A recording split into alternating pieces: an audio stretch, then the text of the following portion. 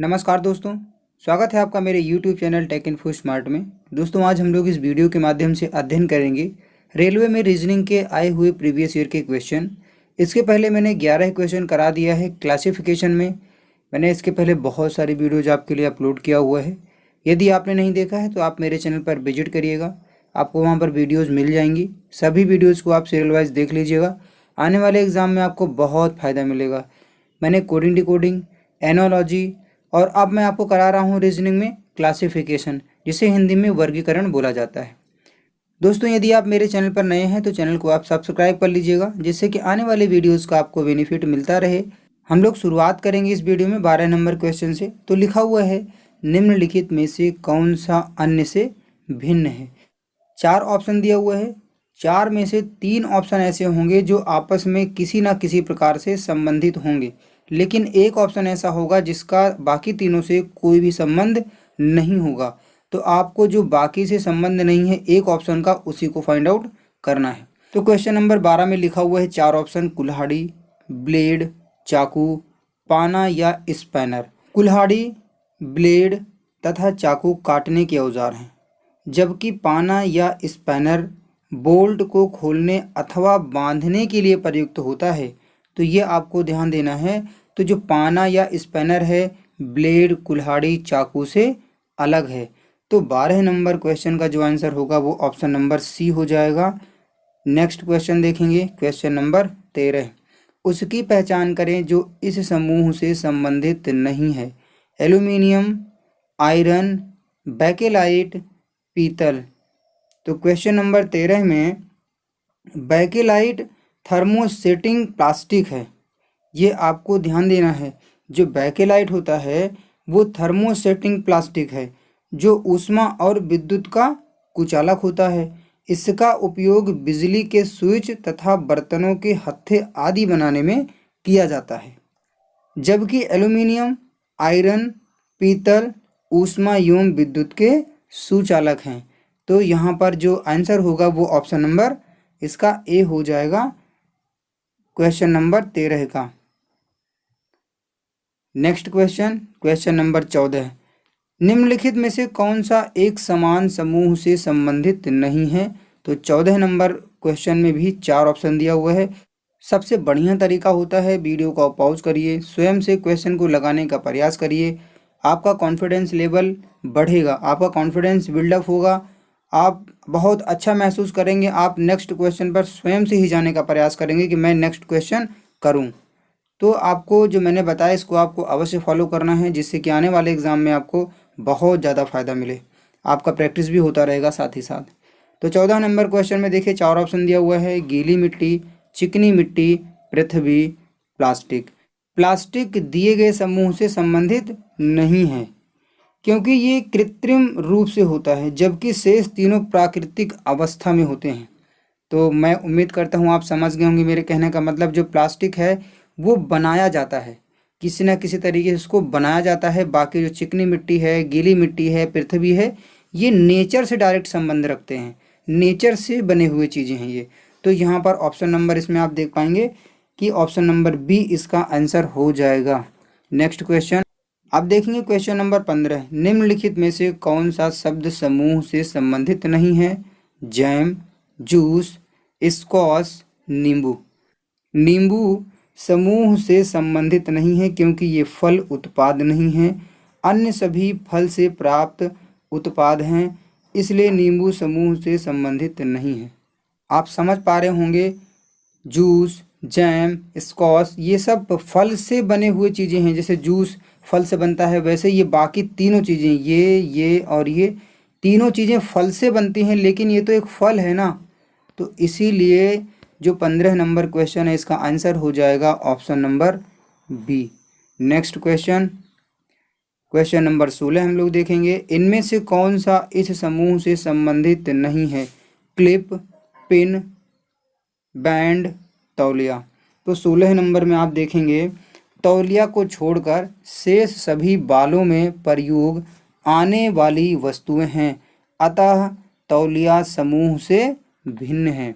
तो ये आपको ध्यान देना है। क्लिप, पिन, बैंड ये सब बालों में यूज होता है, लेकिन तौलिया जो है वो बाकी तीनों से भिन्न है। तो ऑप्शन नंबर बी इसका आंसर हो जाएगा। कहने का मतलब है जो पिन है, क्लिप है, बैंड है, ये पार्टिकुलर बालों में यूज होता है, ठीक है, तो इसीलिए तौलिया इसमें अलग हो जाएगा। तो इसमें जो ऑप्शन नंबर होगा वो बी इसका आंसर हो जाएगा। नेक्स्ट क्वेश्चन देखेंगे, क्वेश्चन नंबर 17। निम्नलिखित में से कौन समूह से भिन्न है? सुरंग, बंकर, कुआं, भवन। तो 17 नंबर में भवन समूह से भिन्न है। अन्य सभी सुरंग, कुआं और बंकर खाई में गहराई होती है, परंतु भवन में गहराई नहीं होती है। कहने का आशय मेरे ये है कि जो चार ऑप्शन हैं, जैसे देखिए सुरंग है, बंकर है, कुआं है, इन तीनों को अगर आप देखेंगे तो ये अगर बनाए जाते हैं तो ये गहराई के साथ जुड़े होते हैं। कुआं देखो, कुआं जो होता है वो भी गहरा होता है, सुरंग बनेगी वो भी गहराई के साथ, बंकर बनेगा वो भी गहराई के साथ में। बंकर आपको ऐसे नहीं देखने को मिलेगा, जैसे मिलिट्री वगैरह होती है, आर्मी होती है, तो वो लोग जो है बॉर्डर्स वगैरह के आसपास वहाँ पर बंकर बना के रखते हैं, ठीक है, छावनी वगैरह में भी बंकर बनाए जाते हैं। तो इस तरीके से होता है बंकर, वो सेफ्टी के लिए होता है उनके। लेकिन जो भवन होता है, भवन किसी प्रकार से गहराई से संबंध नहीं रखता है, तो इसलिए जो 17 नंबर क्वेश्चन है इसका आंसर हो जाएगा option number B. Question number 18 में लिखा हुआ है, नीचे 4 पक्षियों के नाम दिए गए हैं जिनमें से 3 किसी प्रकार आपस में संबंधित हैं और एक भिन्न है। भिन्न का चयन करना है कि जो इसमें एक अलग है वही आपको आंसर देना है। तो 18 नंबर जो क्वेश्चन होगा इसमें पेंगुइन और शुतुरमुर्ग, ईमू, ये तीनों पक्षी उड़ नहीं सकते हैं, लेकिन गिद्ध जो है वो उड़ सकता है। तो ऑप्शन नंबर ए इसका आंसर हो जाएगा। नेक्स्ट क्वेश्चन, अब हम लोग देखेंगे क्वेश्चन नंबर 19। नीचे दिए गए 4 विकल्पों में से 3 किसी विशेष तरीके से संबंधित हैं, उस विकल्प का चयन करें जो दूसरे से भिन्न या बेमेल हैं। तो 19 नंबर में आप देखेंगे सूअर, चील, मधुमक्खी जीवित प्राणी हैं, जबकि घोंसला पक्षियों का निवास स्थान है। अतः इसमें जो आंसर होगा वो ऑप्शन नंबर सी हो जाएगा, घोंसला। Next question, question number 20। नीचे दिए 4 विकल्पों में से 3 किसी विशेष तरीके से संबंधित हैं, उस विकल्प का चयन करें जो दूसरों से भिन्न या बेमेल हैं। तो देखिए यहाँ पर जो 20 नंबर क्वेश्चन है, स्तनधारी सरीसृप पक्षी आदि कॉर्डेटा संघ के अंतर्गत आते हैं। कॉर्डेटा संघ जो है ये बायोलॉजी से लिया गया शब्द है। आपने यदि बायोलॉजी पढ़ा होगा तो आपको इसके बारे में नॉलेज होगी, और अगर नॉलेज नहीं है तो आने वाले टाइम में जब मैं आपको बायोलॉजी पढ़ाऊंगा तब मैं आपको उसमें कॉर्डेटा संघ के बारे में बता दूंगा। यहाँ पर एक चीज़ ये लॉजिक समझ में आ गया कि स्तनधारी, सरीसृप और पक्षी, ये तीनों चीज़ें जो हैं ये कॉर्डेटा संघ के अंतर्गत आती हैं, लेकिन जो शुतुरमुर्ग है वो पक्षी के अंतर्गत आता है, अर्थात पक्षी वर्ग के अंतर्गत आता है, इसीलिए शुतुरमुर्ग विषम हो जाएगा और 20 नंबर क्वेश्चन का आंसर ऑप्शन नंबर डी हो जाएगा। अब हम लोग देखेंगे क्वेश्चन नंबर 21। निम्न में से असंगत का चयन करें, हीरा, फाइबर ग्लास, कांच, तांबा। तो देखिए 4 ऑप्शन दिया हुआ है और जो 21 नंबर में आपको देखना है वो एक ऑप्शन आपको चूज करना है जो कि बाकी तीनों से अलग हो। तो देखिए हीरा, फाइबर ग्लास, कांच अधातु है, जबकि तांबा एक धातु है। तो ऑप्शन नंबर डी इसका आंसर हो जाएगा, तांबा। आपको बहुत ध्यान से अध्ययन करने की आवश्यकता है यदि आप एनालॉजी पढ़ रहे हो या आप क्लासिफिकेशन पढ़ रहे हो, क्योंकि होता क्या है इसमें आपके जो चीज़ें आप पढ़ते हो जीके में या साइंस में बहुत सारी चीज़ें आपको मिलती हैं, और आपके जो स्टडी अच्छी होती है, जो आपका अध्ययन या आपका नॉलेज अच्छे से बढ़ता है वो इन्हीं सब चीज़ों से बढ़ता है। जहाँ पर जो चीज़ मिल रही है, चाहे वो साइंस में मिल रही है, वो रीजनिंग में मिल रही है, अगर आपको रीजनिंग में साइंस की चीज़ मिल रही है, साइंस में रीजनिंग की चीज़ मिल रही है, तो उसको आपको तुरंत अपने माइंड में रख लेना है, तभी आपका जो अध्ययन होगा वो बहुत अच्छे लेवल पर जाएगा। Next question, question number 22। T पर और लिखा हुआ है फ्लैग स्टिक निम्नलिखित में से किससे संबंधित है? तो हॉकी, गोल्फ, क्रिकेट और टेनिस। 4 ऑप्शन दिया हुआ है। तो टी पर फ्लैग स्टिक शब्द गोल्फ खेल से संबंधित है, ये आपको ध्यान रखना है कि जीके का भी क्वेश्चन बन सकता है। तो यहाँ पर जो 22 नंबर क्वेश्चन है इसका आंसर हो जाएगा B. Next question, question number 23। नीचे दिए गए 4 विकल्पों में से 3 किसी विशेष तरीके से संबंधित हैं, उस विकल्प का चयन करें जो दूसरों से भिन्न या बेमेल है। तो क्वेश्चन नंबर 23 में आप देखेंगे टका बांग्लादेश की मुद्रा है, पीसो जो है वो क्यूबा की है और वान जो है वो कोरिया की मुद्रा है, जबकि कुवैत एक देश है जो अन्य तीनों से भिन्न है। तो जो क्वेश्चन नंबर 23 है इसका आंसर हो जाएगा option number B. Next question, question number 24, नीचे दिए 4 विकल्पों में से 3 किसी विशेष तरीके से संबंधित हैं, उस विकल्प का चयन करें जो दूसरों से भिन्न या बेमेल है। कोहिमा, गंगटोक, ओडिशा, पटना।